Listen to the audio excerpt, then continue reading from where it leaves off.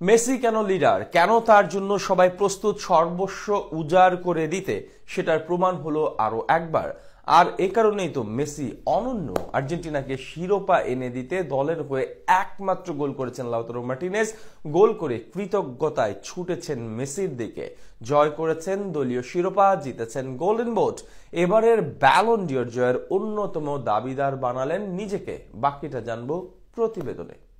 আর্জেন্টিনার সমর্থকেরা এবার লাউতারো মার্টিনেজের দিকে তাকিয়ে বলতেই পারে, ক্ষমা করে দিলাম লাউতারো। কাতার বিশ্বকাপে একের পর এক যে সহজ মিস করেছিলেন, অল্পের জন্যে তো বিশ্বকাপটাই ছুটে যাচ্ছিল।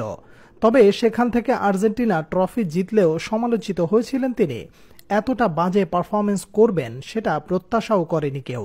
তাতে হয়েছিলেন ভিলেন। তবে যাদের চোখে ভিলেন ছিলেন লাউতারো, আজ সবাই তাকে আপন করে জড়িয়ে নিয়েছে, ভালোবাসায় সিক্ত করেছে।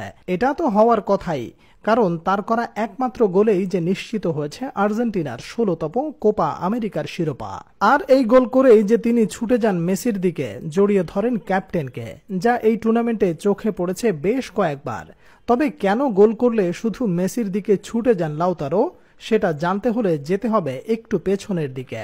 24 সেপ্টেম্বর 2022 শেষবার জাতীয় দলের হয়ে গোল করেন লাউতারো মার্টিনেজ। এরপর যে কি হয়েছে তার, সেটা কল্পনার বাইরে। দেখতে দেখতে প্রায় কেটে যায় 1.5 বছর, কিন্তু তিনি আর দেশের হয়ে স্কোর শিটে নাম তুলতে পারেন না। দেয়ালে যখন পিঠ ঠেকে গেছে তার, তখন এগিয়ে এলেন মেসি। যদিও গত মার্চে কোস্টারিকার সাথে গোল করেছিলেন, তবে সেটা তো আর সমালোচনা কমায়নি পুরোপুরি, কারণ ওটা ছিল প্রীতি ম্যাচ। এরপরেও চলছিল তাকে নিয়ে সমালোচনার ঝড়।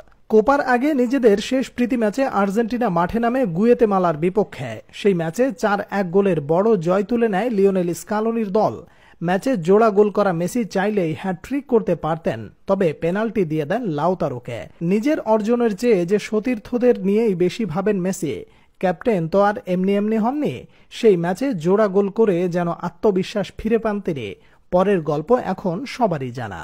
এবারের কোপা আমেরিকায় সবচেয়ে বেশি 5 গোল করে গোল্ডেন বুট নিজের করে নিয়েছেন। তার চেয়েও বেশি আলোচনায় তার ফাইনালে করা গোল, যেটা এনে দেয় তাদের 16তম শিরোপা।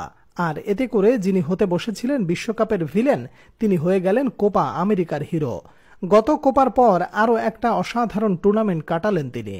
যখন তার সময় গিয়েছিল খারাপ, তখন তার পাশে ছিলেন মেসি। তাই তো নিজের সুসময় ফিরতেই সবাইকে মনে করিয়ে দিলেন পেছনে থাকা কারিগরকে।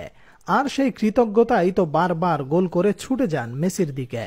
এবার নিজের ক্লাব ইন্টার মিলানকে লিগ শিরোপা জেতানোর পথে করেছিলেন সবচেয়ে বেশি গোল।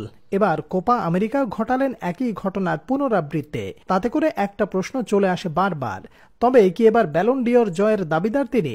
ভিনিসিয়াস জুনিয়র কোপা না জেতা ও বেলিংহাম ইউরো না জেতায় যে এখন এটাই সবচেয়ে বড় প্রশ্ন।